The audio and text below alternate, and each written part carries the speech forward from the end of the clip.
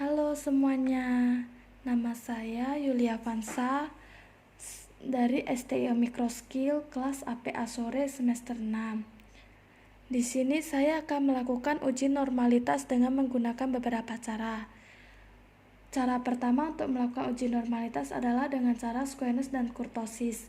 Squeness merupakan tingkat kemencengan suatu distribusi data di mana squeness akan berhubungan dengan simetri distribusi. Kurtosis merupakan tingkat keruncingan suatu distribusi data di mana kurtosis akan berhubungan dengan puncak dari suatu distribusi. Kita akan melakukan uji normalitas menggunakan SPSS.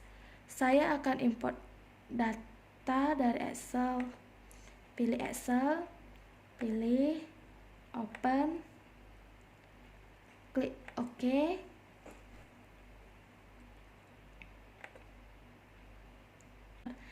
Ini adalah data yang akan digunakan untuk uji normalitas.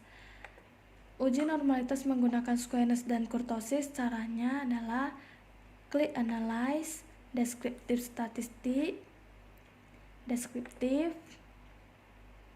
lalu pindahkan earns ke variabel dan wealth ke variabel.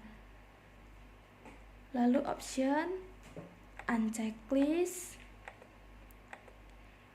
dan pilih checklist kurtosis dan squeness, lalu continue dan OK. Ini hasil yang diperoleh dari SPSS. Dasar pengambilan keputusan, jika nilai squeness dan kurtosis sama dengan 0, maka data tersebut berdistribusi normal, dan jika nilai squeness dan kurtosis tidak sama dengan 0, maka data tersebut tidak berdistribusi normal. Kita lihat hasil uji dari SPSS menunjukkan bahwa nilai squeness dan kurtosis untuk earns dan wealth tidak sama dengan 0, sehingga data tersebut tidak berdistribusi normal. Selanjutnya, kita melakukan uji normalitas menggunakan Kolmogorov-Smirnov. Kolmogorov-Smirnov adalah uji normalitas dengan membandingkan distribusi data yang akan diuji normalitasnya dengan distribusi normal baku. Klik Analyze, Non-Parametric Test, Legacy Dialog, Sampel KS, lalu pindahkan earns ke test variable list dan wealth ke test variable list. Pastikan test distribution-nya sudah normal, lalu klik OK.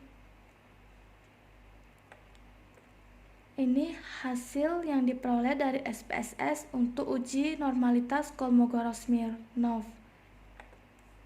Dasar pengambilan keputusan, jika nilai signifikansi lebih besar dari 0,05, maka data berdistribusi normal. Jika nilai signifikansi lebih kecil dari 0,05, maka data tidak berdistribusi normal. Dengan hipotesis H0 data terdistribusi secara normal dan HA data tidak terdistribusi secara normal. Mari kita lihat hasil yang kita peroleh dari SPSS. Hasil yang diperoleh dari SPSS menunjukkan bahwa signifikansi untuk earns dan wealth itu 0. Berarti ini lebih kecil dari 0,05. Maka data tidak berdistribusi normal, sehingga H0 ditolak dan HA diterima, yaitu data tidak terdistribusi secara normal. Selanjutnya, kita akan melakukan uji normalitas dengan menggunakan grafik. Normal tidaknya suatu data dapat juga dilihat dari plot grafik histogram.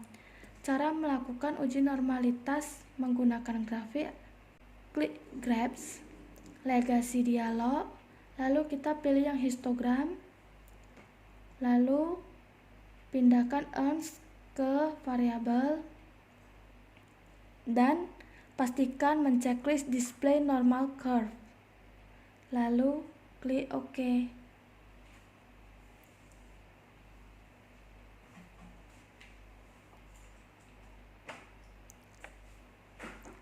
Ini hasil grafik dari variabel earns.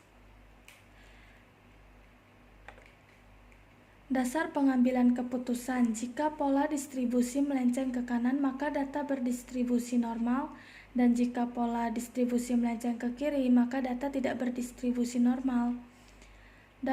Dapat dilihat dari grafik ini bahwasannya grafik melenceng ke kiri, sehingga untuk variabel EARNS data tidak berdistribusi secara normal.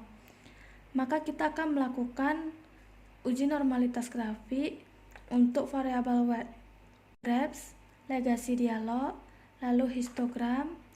Lalu untuk yang EARNS kita balikkan dulu, kita masukkan wealth ke variabel, pastikan sudah di checklist, lalu oke.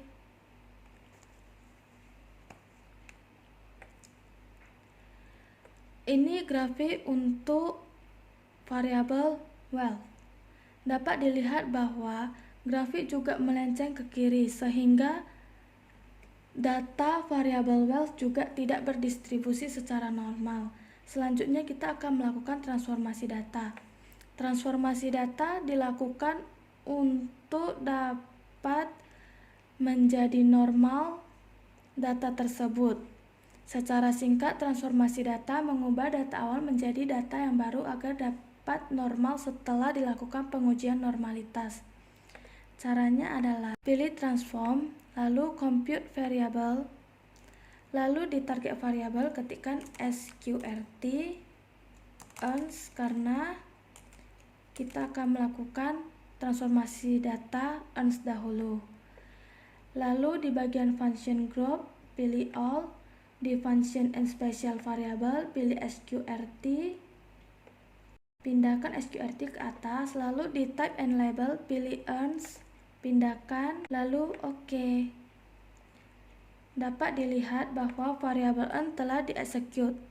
Lalu kita lakukan hal yang sama pada variabel wealth. Transform, compute variable, diganti menjadi wealth. Lalu kita balikkan, kita ganti, lalu oke. Dapat dilihat bahwa untuk variabel wealth juga telah dieksekut. Dapat dilihat untuk data ini telah terbentuk data baru dari EARNS and wealth. Selanjutnya akan kita lakukan uji normalitas dengan menggunakan Kolmogorov-Smirnov. Caranya klik analyze, lalu non-parametric text, legasi dialog, sampel KS, lalu yang EARNS dan wealth dikembalikan. Kita pilih yang tadi yang sudah ditransformasi data, masukkan ke test variable list, lalu exit, lalu pilih yang Monte Carlo, continue dan pastikan sudah normal, oke. Ini hasil yang diperoleh dari SPSS. Dasar pengambilan keputusan, jika nilai Monte Carlo signifikansi lebih besar dari 0,05 maka data berdistribusi normal. Tetapi jika nilai Monte Carlo signifikansi lebih kecil dari 0,05 maka data tidak berdistribusi secara normal. Maka kita dapat lihat dari hasil yang telah diperoleh, nilai signifikansi untuk variabel EARNS sebesar 0,092. Ini berarti lebih besar dari 0,05, sehingga untuk variabel EARNS data berdistribusi secara normal. Dan untuk nilai signifikansi variabel wealth diperoleh 0,2. Ini berarti lebih besar dari 0,05, sehingga untuk variabel wealth data juga berdistribusi secara normal. Sekian dari saya, terima kasih.